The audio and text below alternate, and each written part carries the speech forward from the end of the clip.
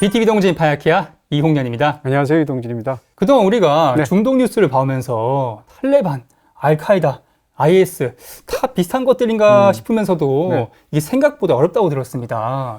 좀 예. 쉽게 이해할 수 있는 방법이 없을까요? 네, 뭐 사실은 이제 이슬람과 관련된 그 테러에 관한 국제 뉴스들이 지금 뭐라고 그럴까요? 이제 주요한 그런 뉴스로 우리가 접하게 된 게 굉장히 오래됐잖아요. 맞습니다. 근데 사실은 그 맥락들이 굉장히 복잡하기도 하고 역사적인 네. 배경이나 어떤 국제적인 어떤 그 맥락이나 이런 부분들이 있어서 항상 그 부분에 대해서 이런 말씀 드려야지라고 생각했던 부분이 있는데, 네, 오늘 한번 그런 걸 정리해 봤습니다. 속 시원하게.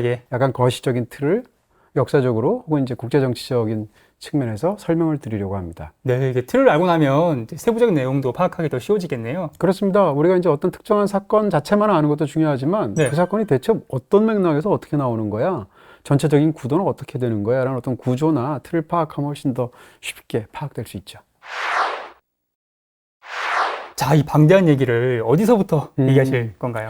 일단 오해가 있을 것 같아서 이슬람 전체가 테러 집단은 당연히 아니죠. 당연하죠. 식구 네. 무슬림이 당연히 아니죠. 이슬람 중에서도 소수의 극소수의 정말 극단주의자들이 지금 이제 국제적으로 테러를 벌이게 되는 것이고요. 네. 그런 측면에서 이슬람 주류에서도 그런 세력들을 파문시키기도 하고 또 굉장히 거기에 대해서 힘들어하는 것도 사실이죠. 네. 그러니까 이슬람과 테러를 바로 연결하는 것은 굉장히 잘못된 시각이다라는 걸 먼저 전제하고 싶고요. 오해입니다.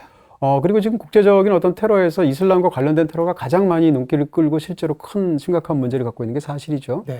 그렇지만 애초에 이 테러라는 말 자체를 우리가 이렇게 사용하게 된 최초의 계기가 사실은 프랑스 대혁명과 관련이 있고요. 그리고 또 서구의 입장에서 테러를 저지른 일들도 있고 또 그 다음에 이제 국가 테러주의라고 우리가 보통 말을 해서 네, 국가가 주도하는 그런 테러들도 있잖아요. 뭐 예를 들면 북한의 아웅산 테러 같은 것도 마찬가지죠. 네. 그런 측면에서 이 테러라는 것은 이슬람의 전유물이 아니다라는 얘기를 반드시 세계 전제하고 각지에서. 싶고요. 그렇지만 지난 한 20, 30년간 가장 중요하게 그쪽과 관련돼서 얘기된 것도 사실이고 네. 수많은 또 문제들이 있었던 것도 사실이고 또 테러리즘은 규탄봐야 마땅한 범죄행위라는 것도 사실이죠. 그런 측면에서 이야기를 시작하겠습니다. 자, 이 문제를 우리가 이해하기 위해서 가장 쉽게 접근할 수 있는 한 가지는 제가 보면 이것만 아셔도 상당히 많은 부분을 파악할 수 있어요. 그게 뭐냐면 이슬람의 전체적인 구도입니다. 이슬람은 이제 마치 이제 우리가 보통 기독교라고 얘기할 때 가톨릭이 있고 구교가 있고 네. 또 이제 개신교라고 말하는 신교. 신교가 있잖아요. 이 두 가지를 약간 이해하는 게 조금 더 이 서구의 역사를 이해하는 데서 굉장히 중요한 시각을 제공하는 것처럼 이슬람과 관련된 문제를 이해할 때는 시아파와 수니파를 좀 이해할 필요가 있어요. 구체적으로는 이제 예언자 무함마드가 세상을 떠나게 되잖아요. 네. 그 떠나는 과정에서 자기 후계자를 정하지 못하고 떠납니다. 그리고 아들이 없었어요. 후계자를 어떻게 정할 것인가를 놓고 이제 갑자기 이슬람 공동체에서 굉장히 중요한 문제가 됐죠. 혼란스럽겠네요. 그렇죠. 그래서 그 다음을 누가 이을 것인가를 놓고 대략 이제 여러 명이 물론 후보들이 있었습니다만 아부바크르라는 사람이 있었고요. 네. 또 한 명은 이제 알리라는 사람이 있었는데 아부바크르는 뭐 아주 먼 친척이긴 하지만 혈통으로는 그다지 관련이 없는 그렇지만 굉장히 후계자로서 어떤 정통성을 가진 그런 사람이었었고요. 알리라는 사람은 이 무함마드의 사촌이에요. 동시에 이 무함마드에게 이제 파티마라는 딸이 있었는데 그 딸의 남편입니다. 그러니까 사위이면서 사촌이니까 혈통적으로나 이런 쪽으로 굉장히 가깝다고 할 수 있겠죠. 이 두 사람이 있었는데 아부바크르가 초대 칼리프가 되죠. 아, 선출파가. 그렇습니다. 그래서 이제 선출이 됐던 건데요. 그래서 칼리파가 이제 모두 이제 초기에는 이제 4명까지 내려오게 되잖아요. 네 번째 칼리파가 이제 알리가 되는데 어쨌건 이렇게 초대 칼리파를 누가 될 것인가 혹은 나중에 누구를 옹립할 것인가 뭐 등등의 역사를 두고 굉장히 이제 이슬람사에서 내분이 있었고요. 알리를 옹호하는 사람 입장에서는 혈통적으로나 여러 가지로 봐서는 알리가 돼야 된다고 생각했었고 적자죠. 다른 쪽은 그렇게 생각하지 않았던 거죠. 그러다가 마지막에 가게 되면 이제 알리가 암살이 되게 됩니다. 죽게 되니까 서로 이제 감정이 극단적으로 치닫게 되고 이슬람 사회가 분열하게 되죠. 그래서 알리를 지지했던 사람들이 지금까지도 그 후예들 혹은 종교적인 교리나 이런 사람들이 보통 우리가 시아파라고 하고요. 그 다음에 아부바크르 이후에 어떤 주류를 따랐던 사람들을 우리가 보통 수니파라고 하죠. 이렇게 시아파와 수니파가 나뉘게 된 게 지금 뭐 400년 됐잖아요. 근데 그 사이에도 물론 양쪽에 대립이 있긴 했습니다만 심각한 대립으로 지금처럼 국제문제화된 것은 사실은 20세기 들어와서이고요. 제가 생각할 때 이 수니파의 나라로서 가장 중요한 나라가 어딘가? 물론 이제 순위파가 인구가 가장 많은 나라는 인도네시아예요. 네, 한 2억 명 정도. 네, 인도네시아가 워낙 인구가 많으니까. 네. 그럼에도 불구하고 국제적으로 가장 중요한 순위파 국가는 사우디아라비아죠. 반면에 상대적으로 소수파라고 할 수 있는 시아파 국가로 가장 중요한 나라는 이란이에요. 아, 각각 종주국 같은 느낌이군요. 그렇습니다. 그렇기 때문에 이제 사우디와 이란이 항상 사이가 안 좋은 앙숙인데 그 앙숙인 이유는 기본적으로 이런 그 문제가 있는 거고요. 네. 이슬람 전체로 본다면 순위파가 90% 가까워요. 그 대다수라고 할 수 있겠죠. 압도적이네요. 네. 그리고 시아파는 이제 10%가 좀 넘는 거 정도로 되어 있습니다. 이런 상황에서 이제 순위파가 대다수고 시아파가 소수인데 이 시아파가 상대적으로 다수인 나라들도 있단 말이에요. 네. 그 중에서 대표적인 나라가 지금 말한 이란이고요. 또 하나는 이라크이고요. 뭐 조금 상대적으로 덜 집중되어 있지만 아제르바이잔도 역시 시아파가 다 붙어 있네요. 네, 다수이죠. 네. 맞습니다. 일단 지리적인 어떤 여건을 보면 우리가 알 수가 있겠죠. 근데 이제 흥미로운 것은 뭔가 하면 사우디아라비아에서는 순위파가 몇 프로냐? 90%예요. 그리고 이란에서는 시아파가 몇 프로냐? 90%예요.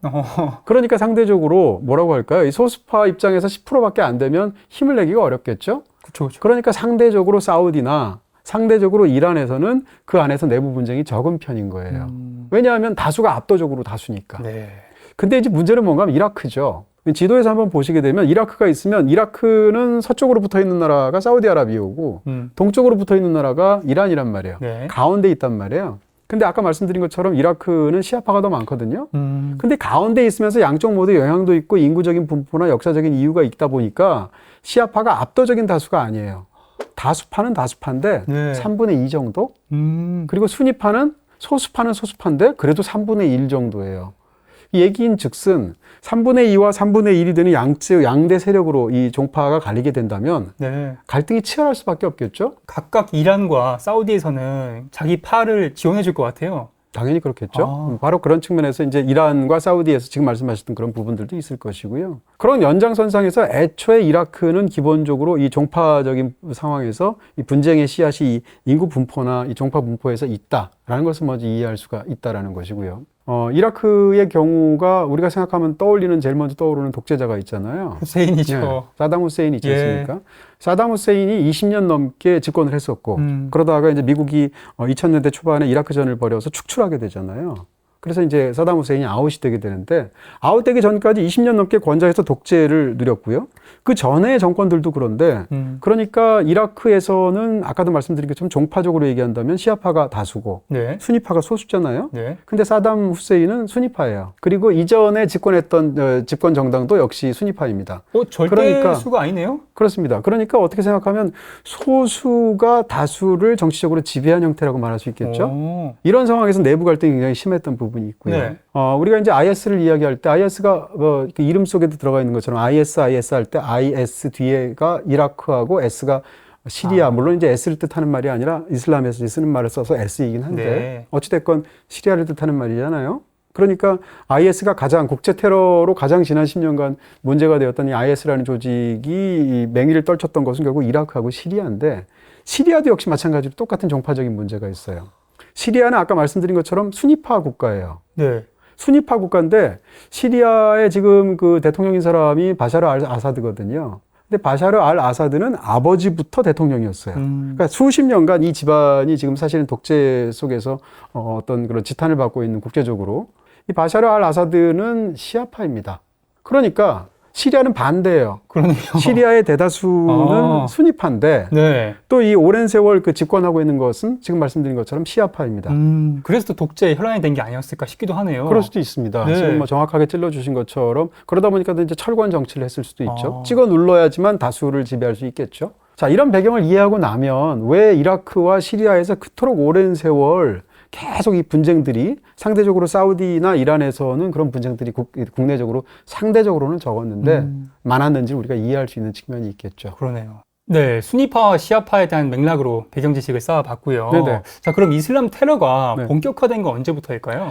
네, 뭐 사실은 이게 그냥 뭐 이런 책 같은 데서 연원을 따져보면 네. 보통 이제 효시로 생각하는 게 바로 이제 아사신입니다. 아사신? 네, 아사신이라고 보통 말을 하는데 영어에 이제 assassin이란 말이 있죠. 아. 암살자, assassination 우리가 보통 네. 암살이란 말을 쓰지 않습니까? 11세기가 되면 우리가 예전에 그 서양사에서 20기 전도만 외우라고 그랬었잖아요. 네. 그때 말한 것처럼 십자군 운동이 처음 일어난단 말이에요. 십자군에 맞서기 위해서 예를 들면 기독교인들을 암살하거나 아니면 원래는 이제 이 최초의 테러 조직은 이제 시아파였는데요. 이 아사시는 순위파 사람들을 죽이거나 뭐 이런 사람들 혹은 이제 자살 공격도 하고 이런 집단으로서 만들어져서 한 150년, 200년까지 유지가 됐던 최초의 테러 집단이라고 말할 수 있을 것 같고요. 그게 아사신이에요. 이란 북부에 있었는데 네. 이 아사신이 이제 최초의 이슬람 테러 집단이다라고 보통 이야기하는 견해가 많아요. 근데 벌써 1000년 전 얘기고. 그때부터. 네. 사실상, 이 이슬람 테러리즘이 국제적으로 굉장히 중요해지면서 본격화되게 된 시기는 1960년대입니다. 그때 어떤 일이 있었냐면, 우리가 예전에 이제 교양이 집사를 통해서 팔레스타인 문제, 분쟁을 직접적으로 다룬 적이 있었죠. 아, 지금 뛰어들고 있고요. 네. 거기 보면 자세히 아실 수 네. 있을 텐데요.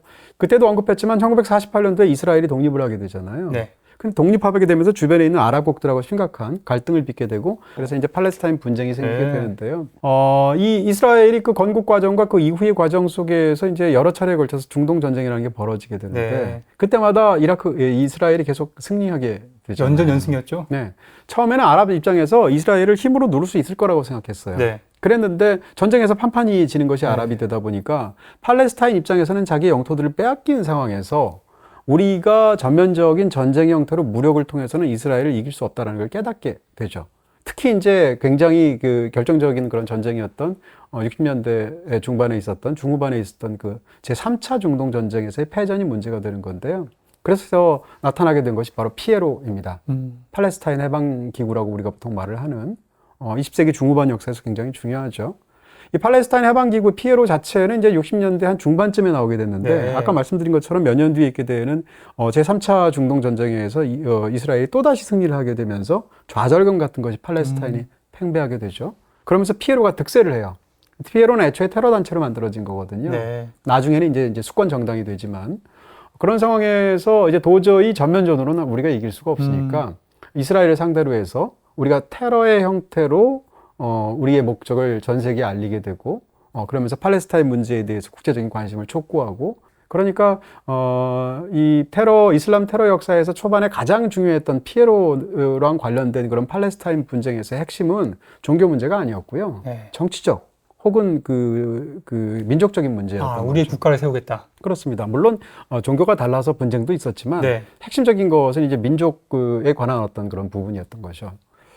그렇게 돼서 이 초반에 이 피에로가 어떻게 테러를 하게 되냐면, 예를 들어서 이스라엘의 항공기를 납치합니다. 60년대 말에. 연달아서. 그러다가 결정적으로 국제적인 주목을 받게 된 테러 사건을 일으키게 되는데, 그게 바로 뮌헨 올림픽이에요. 그 영화로도 많이 아시죠? 나왔던. 네. 스티븐 스필버그의 네. 뮌헨이라는 영화 아마 기억하게 되실 텐데, 뮌헨 올림픽에서 이스라엘 선수단에 들어가서 그들을 납치해서 결과적으로 얘기하면 인질들을 다 사살하게 되죠. 네. 그러니까 서독에서 이루어지는 그런 어떤 거대한 올림픽이라는 행사에서 피에로의 어떤 계열이라고 말할 수 있는 검은 구월 단 사람이 테러리스트들이 가서 그런 일을 저질렀단 말이에요. 그러니까 얼마나 큰 국제적인 뉴스가 됐어요. 결국은 이제 그들은 다 죽었지만 테러리스트들은 어떻게 보면 테러의 목적은 성공했다고 볼 수 있습니다.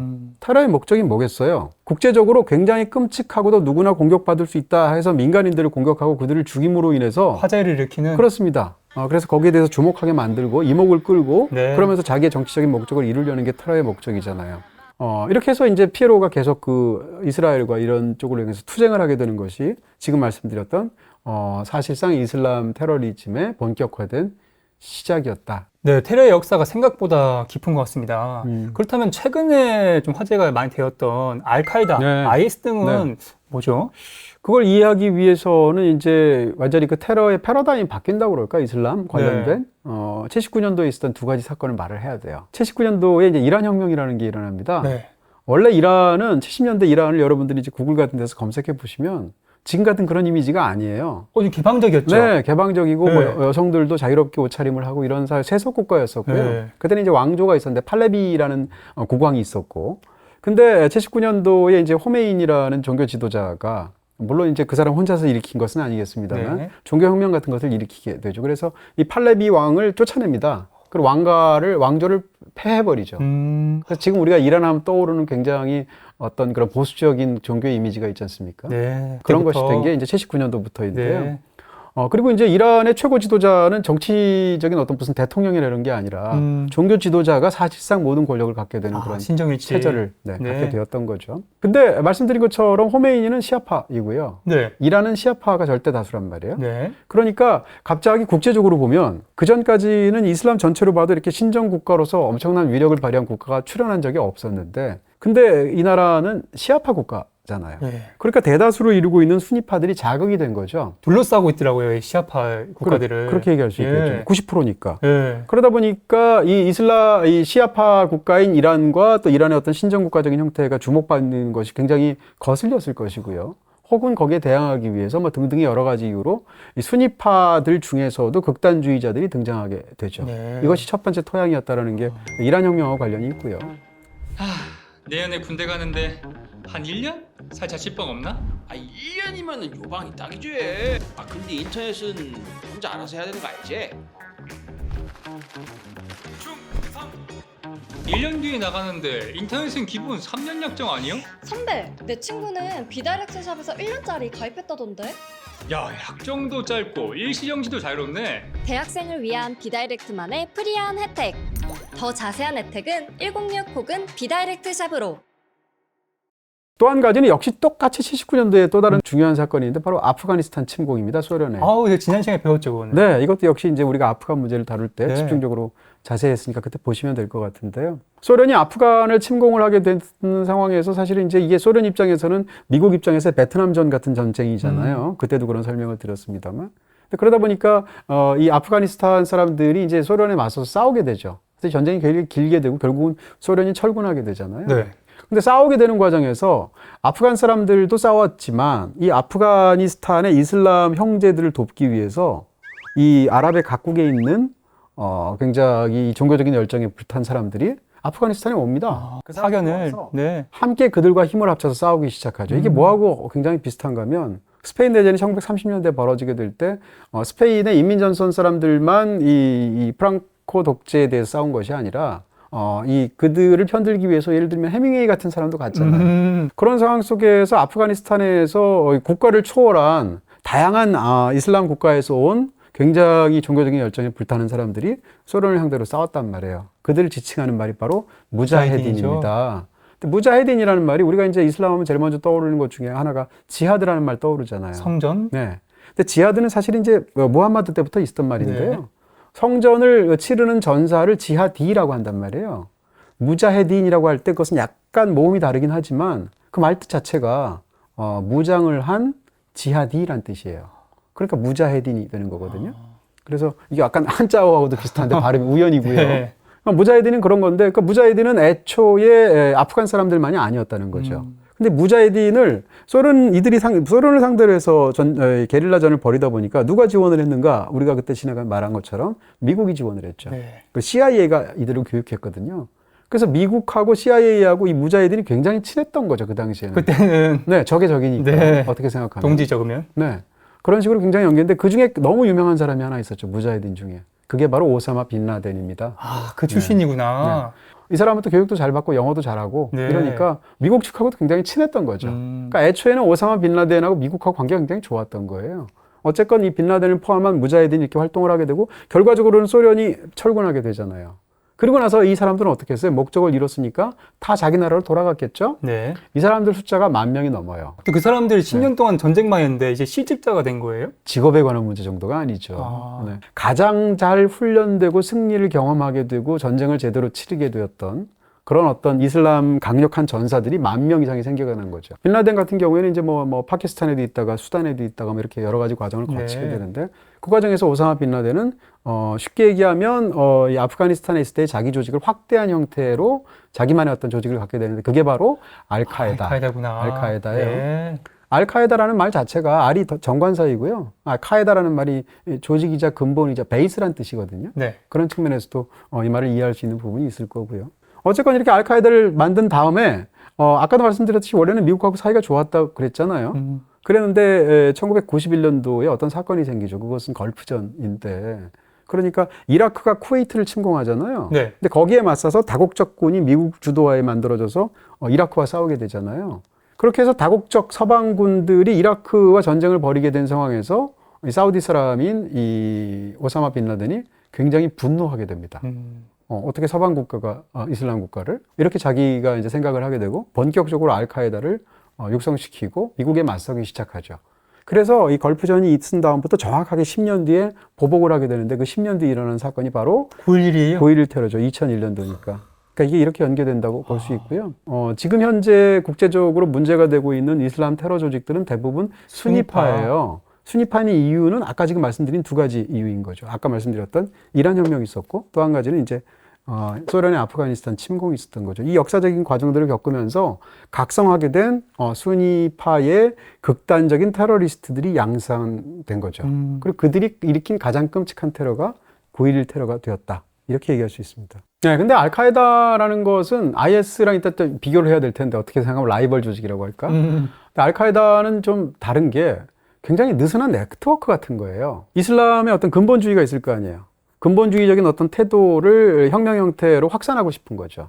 그 다음에 지금 현재 이슬람 국가 안에서 있는 서방 세력을 축출하고 싶은 거예요. 이 네. 목적을 이루기 위해서는 누구랑 같이 우리는 연대할 수 있다라고 생각하는 입장인 것이고, 그래서 아까 말씀드린 것처럼 느슨한 어떤 네트워크다 이렇게 얘기할 수도 있을 텐데요. 그럼 해외에 있는 그 지부들도 가입을 그렇죠. 한 건가요? 그렇죠. 그러니까 이제 바로 지금 그걸 정확하게 찔러주신 건데, 중동 테러리즘이라는 책을 보시게 되면 그게 굉장히 자세히 잘 나와 있는데요. 네. 그 책에 나온 것에 따르면 프랜차이즈라는 용어를 써요. 네. 이 조직 체계이자 방법론이자 이념이기도 한 것을 프랜차이즈화한 거예요. 그러니까 실제로 이 각 지부라고 말할 수 있는 것은 우리가 생각할 때 우리가 무슨 대사관 같은 거 파견되면 본국하고 긴밀한 관계가 있고 네. 여기서 비용도 다 되고 막 이러잖아요. 그런 관계가 아니고 어떻게 생각하면 그 중에는 이제 밀접하게 이 베이스하고 관련이 있는 데도 있겠지만 그냥 자생적인 테러 조직들이 충성을 맹세하고 알카에다의 지부로 활동하는 거죠. 그 이름빨, 그 간판을 이제 달고 활동하면 뭐 있어 보이기도 하고. 쉽게 얘기하면 그렇습니다. 네. 그러니까 사실상 직접적인 관련이 없기도 하고요. IS 같은 경우에도 처음 시작할 때는 알카에다에 대해서 오사마 빈 라덴에 대해서 충성 맹세를 했거든요. 그렇게 보면 이라크의 한 지부라고 말할 수도 있겠죠. 네. 이런 측면에서 알카에다를 근절시키기가 굉장히 어렵죠. 왜냐하면 이런 다 점조직처럼 되어 있고 일종의 어떤 느슨한 이념 공동체 같은 것이기 때문에 이 본진이 박살난다 할지라도 지부들을 다 박살낼 수가 없는 거예요. 그런 측면에서 이 알카에다의 조직은 굉장히 독특하고, 알카에다는 더군다나 영토를 가지고 나라를 만들려고 하지 않죠. 애초에 네. 그거 자체가 목표가 아니에요. 그런 측면에서도 IS하고도 굉장히 큰 차이가 있다 이렇게 얘기할 수 있고요. 네, 최근 한 10년간 정도를 보면 알카에다보다는 IS가 그렇죠. 네. 더 훨씬 득세하는 것 같은. 네. 물론 최근엔 좀 선멸됐다고 얘기도 하지만 네. IS는 또 어떤 조직인가요? 여러 가지로 보면 어떤 라이벌이라고 볼 수도 있고요. 아까 말씀드렸던 그 중동 테러리즘이라는 책을 보면 굉장히 재밌는 표현이 있는데, 결국 이 두 조직은 이라크와 시리아라는 테러리즘의 황금 시장을 놓고 싸우는 두 조직이다 라고 얘기하거든요. 그러니까 약간 어떻게 보면 권력적인 측면도 있고 정치적이거나 뭐 경제적인 측면도 사실은 관련이 있고. 시장이라는 표현이 그러네요. 네네네. 바로 어떻게 보면 당연히 모든 것들은 얽혀 있죠. 네. 아까 제가 말씀드렸던 순위파, 시아파 이런 것들도 단순히 종교 문제가 아니죠. 그것 자체가 어떤 생활 양식이기도 하고 권력의 문제이기도 하고 또 정치의 문제이기도 하겠죠. 네, 저번에 그 부족주의가 그렇게 중요하다라고 또 그 말씀하신 말도 것도 정확한 말입니다. 예. 그러니까 우리는 이제 많은 경우에 서구적인 시각을 갖고 있고, 동아시아만 하더라도 오래전부터 한 민족이 하나의 나라의 형태를 이루는 것들이 익숙하다 보니까 우린 그런 당연했죠. 건데, 네. 근데 사실은 중동은 그렇지가 않았고요. 역사적으로 보게 되면. 네. 그러니까 민족국가라는 개념이 약한 상태에서 서구의 어떤 그런 민족주의가 수입된 케이스이고, 그러다 보니까 수많은 혼란들이 있었던 건데, 어떻게 보면 어떤 나라에 관해서는 이제 부족의 형태로 파악하는 게 더, 혹은 종족의 형태, 혹은 종파 형태로 파악하는 게 더 좋을 수 있죠. 그게 네. 바로 이제 에이미 추아라는 정치학자가 주장하고 있는 정치적 부족주의라는 건데요. 그런 측면에서 아까 말씀드린 것처럼 한 국가의 형태보다 순위파와 시아파로 본다거나, 아니면 아까 말씀드린 어떤 종파나 또 다른 어떤 부족 형태로 보면 다르죠. 네. 우리가 아프가니스탄 얘기할 때도 그랬었잖아요. 네. 파슈툰족이 어떤 상황이었는지 말씀드렸었잖아요. 하자라족, 우즈벡족 뭐. 맞습니다. 네, 그런 느낌이 있었고요. 자, 지금 마지막으로 질문해 주신 것 같은 그 IS를 이제 마지막으로 이야기 드리면, 어떻게 생각하면 가장 화려하게 주목받은 그런 가장 끔찍한 형태의 테러 조직이라고 말할 수 있을 것 같고요. 스스로는 이제 국가라고 주장하지만 전 세계 어디에서도 국가라고 인정하지 않았죠. 네. 근데 이 IS라고 우리가 말하는 국가는 시리아의 말하자면 동쪽, 그다음에 이라크의 북서쪽에 한때는 꽤 광대한 영토들을 갖고 있었잖아요. 이 IS를 이해하기 위해서는 역시 마찬가지로 2000년대 초반에 있었던 두 가지 사건을 떠올려야 됩니다. 두 가지. 네. 첫 번째는 이라크전이에요. 그러니까 이라크에서 이 오랜 세월 집권하고 있는 수니파와 이 사담 후세인이 축출이 됐어요. 그러면 그 다음에 정권은 누가 차지할까요? 아무래도 시아파가. 그렇겠죠. 네. 그래서 그때부터 물론 군정이 있었죠, 미군이. 군정이 끝난 다음부터 지금까지 10년 넘게 지금 이라크 정치는 굉장히 혼란하죠. 이합 집산하고 막 그래서 국민들은 거기에 대해서 염증을 느끼고 있는데 어찌됐건 지금까지 집권한 정당들은 전부 다 시아파 정당이에요. 그러니까 수니파 입장을 한번 생각해 보세요. 네. 수니파 입장에서는 소수파이긴 하나 상대적으로 오랜 세월 수십 년 동안 자기들이 권력을 갖고 있었잖아요. 근데 이라크전 이후에 시아파한테 권력을 넘겨줬잖아요. 그리고 자기들은 수적으로도 적을 뿐만 아니라 권력을 다 놓게 되잖아요. 네. 그러니까 어마어마한 박탈감이 있었겠죠? 설마 그래서 IS가 그 틈을 파고든 거예요? 그거 뭐 당연히 그렇겠죠. 아. 네. 수니파들의 어떤 마음들을 파고든 부분이 당연히 있고 그 중에서도 가장 비타협적이고 가장 폭력적인 방식으로 극단주의적인 견해를 드러내서 이라크의 어떤 그 수니파들의 마음을 사게 되죠. 네. 그리고 이제 한 국가 체제라는 게 이제 강력한 국가면 중앙 집권적인 어떤 권력이 이 말단까지 다 가게 되지만 상대적으로 허약한 국가일 경우에는 이 뭐라고 그럴까요? 이 중앙 정치의 힘이 끝까지 다 안 가는 경우가 너무 많죠. 이라크도 그렇고 시리아도 마찬가지일 텐데. 그러다 보니까 상대적으로 중앙 그 정부의 힘이 제대로 갈 수가 없는 그런 북서쪽 지역에서 이 IS가 발흥하게 되는 거죠. IS가 발흥하게 된 이라크에서 또 다른 이유 중에 하나는 그렇게 해서 시아파가 집권했다고 그랬잖아요. 초기에. 미국이 떠나고 난 다음에. 네. 시아파가 집권했는데 그 당시에 수니파의 거두 대표쯤 되는 사람이 부통령이었어요. 이제 연합정권 형태니까. 부통령인 이 사람이 시아파를 상대로 한 테러를 저지른 배후다라는 혐의를 받게 되고요. 그렇게 해서 걸삭 재판을 하는데 사형을 선고받게 됩니다. 거기서부터 본격적으로 이 반발하게 된 이 IS의 본격적인 활동이 이라크에서 이루어진 것으로 보통 평가받고 있고요. 그렇게 해서 이제 IS가 본격적으로 시작이 됐고요. 네. 나머지 절반이라고 말했을 때 시리아의 경우를 본다면 아까 말씀드린 두 가지 사건 중에 하나가 바로 그건데 네. 그것은 시리아 내전입니다. 시리아는 오랜 세월 내전 같은 것을 통해서 이제 고통을 받아온 나라인 게 사실이었는데 2010년대 초반에 굉장히 중요한 사건이 있죠. 보통 아랍의 봄이라고 말하는 뭐 튀니지라든지 이집트라든지 이런 전체적으로 이 아랍 국가 전체에서 쉽게 얘기하면 그 당시에 권위주의적이고 독재적인 어떤 그런 정권에 맞서서 민중들이 일어나는 그런 시위가 지금 정말 들불처럼 번지게 되잖아요. 아마 많은 분들이 기억하실 텐데. 네. 그런 과정에서 이제 각성된 어떤 그런 그 운동들이 있었지만 많은 경우 이제 결과적으로 보면 좌절을 했다고 볼 수가 있겠죠. 그래서 결과적으로 일어나게 된 것이 이제 시리아 내전인데 네. 시리아 내전은 뭐 지금까지도 완전히 해결되지 않은 상황이고, 근데 아까 말씀드린 것처럼 시리아 자체에서 권력을 수십 년간 잡고 있는 부자 대통령은 시아파죠? 네, 시아파인데 국민들의 다수는 수니파라고 말씀드렸죠. 네. 그러니까 수니파들이 갖고 있는 박탈감이 있는 데다가 더군다나 반군의 형태로 시아파인 정권하고 싸우게 되겠죠. 그러니까 반군 사이에서 그 가장 극단적인 형태의 주장을 하게 되는 IS가 득세를 하게 됐죠. 그런 측면에서 이 양쪽이 힘을 합치게 되고 이것이 점점점 커지게 되고 해서 자기들은 국가라고 주장하는 IS가 생기게 된 거죠. 그렇게 본다면 IS와 알카에다의 관계가 굉장히 묘해요. 말씀한 것처럼 처음에 충성맹세를 오사마 빈라덴한테 IS가 했었거든요. 2004년, 5년 이때쯤에는. 네. 그렇게 보면은 한 지부라고 볼 수도 있겠죠, 알카에다에. 그렇지만 이들이 그로부터 한 10년쯤 뒤에 성장하게 되면 이제 IS가 본격적으로 발흥하게 된 게 이제 보통 2014년이라고 하는데 그때쯤 그로부터 한 1, 2년 지나게 되면 우리는 알카에다랑 아무런 관련이 없다고 주장하고 절연을 선언해요. 손절친 거군요. 그렇게 볼 수도 있어요. 네. 그때는 이제 알카에다가 옛날 같지도 않고 그런 상황에서 이제 어떻게 보면 라이벌인 두 테러 조직이 됐다고 볼 수 있고요. 네. 알카에다도 극악한 놈들이지만 IS는 더. IS는 더 최악 중에 최악이죠. 네. IS 떠오르는 그 끔찍한 그 폭력적인 그런 참살이나 이런 부분들 우리가 너무 많이 많죠. 봤잖아요. 네. 한국도 관련이 되어 있었고 우리나라도. 네. 그런 측면에서 IS는 국제적인 지탄을 받는데 그 지탄을 받는 게 이들의 어떤 한 목적이기도 해요. 그런 면에서 끔찍한 거죠. IS는 진짜 막장 중에 막장인 게 그 친 탈레반 정치 정당이 막 집회하는데 거기도 막 폭탄 터뜨려서 테러하더라고요. 그렇습니다. 그러니까 뭐 알카에다 같은 경우에는 이제 아까 말씀드린 대로 이런 조직들은 다 수니파 테러 조직이잖아요. 예. 그래서 테러를 하더라도 시아파를 상대로 한다거나 네. 뭐 아니면 기독교인들을 상대로 한다거나 수니파끼리 폭탄을 던지거나 하지는 않죠. 근데 IS는 그런 것도 했었고요. 그리고 이슬람에서 굉장히 금기시하는 것 중에 하나가 사람을 불태워 죽이는 거란 말이에요. 화형이요? 네. 그래서 이들은 이슬람의 금기이고 그렇게 하면 안 되는 것으로 믿어지는 그런 화형의 형태까지도 자기 마음대로 상대를 끔찍한 어떤 공포 속에 몰아넣기 위해서 한단 말이에요. 가장 큰 고통 중에 하나가 화형이라고 하죠. 뭐 불에 타는 거. 고통도 고통이겠습니다만 뭐 참수하는 건 고통스럽지 않겠어요? 그러니까 가장 끔찍한 정도의 테러를 벌들여서 사람들을 공포에 떨게 만드는 거죠. 근데 IS는 이름에서 드러나는 것처럼 아예 나라를 만들려고 하는 거예요. 이슬라믹 스테이트. 네, 이슬람 국가를 만들려고 하는 거죠. 그런 면에서 차이가 있을 수 있고, 이쪽은 단일한 지도 체제가 있죠.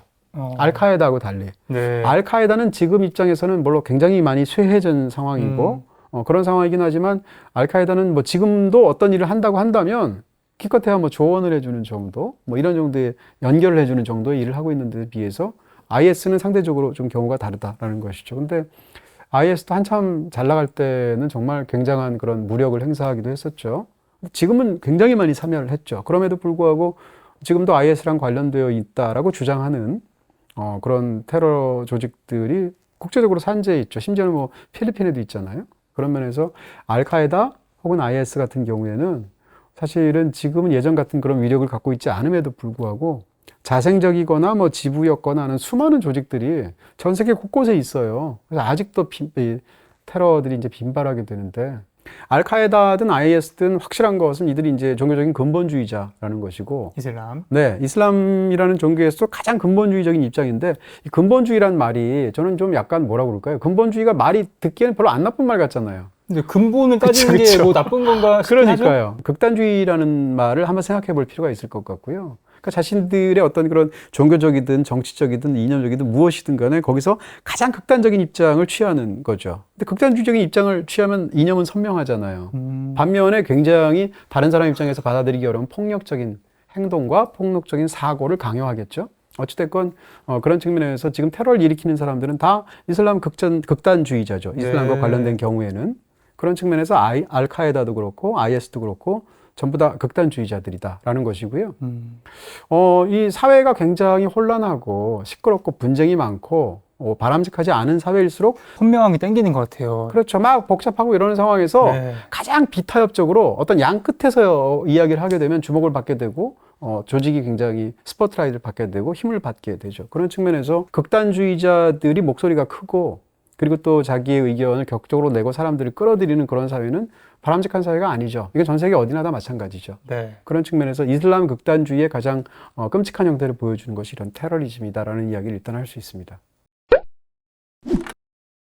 네, 순위파, 시아파부터 이 각 테러 조직들이 어떤 식으로 생성되게 되었는지 그 유래를 파악하니까 훨씬 더 이해가 쉬운 것 같습니다. 네, 아마 오늘 제가 말씀드렸던 내용들을 약간 이렇게 기억하고 계시면 상대적으로 전체적인 구도가 보이실 테니까 훨씬 더 이해하시기 쉽지 않을까 싶어집니다. 자, 오늘도 역시 밤새 읽으신 책. 네, 뭐 예전에 읽은 책이기도 한데요.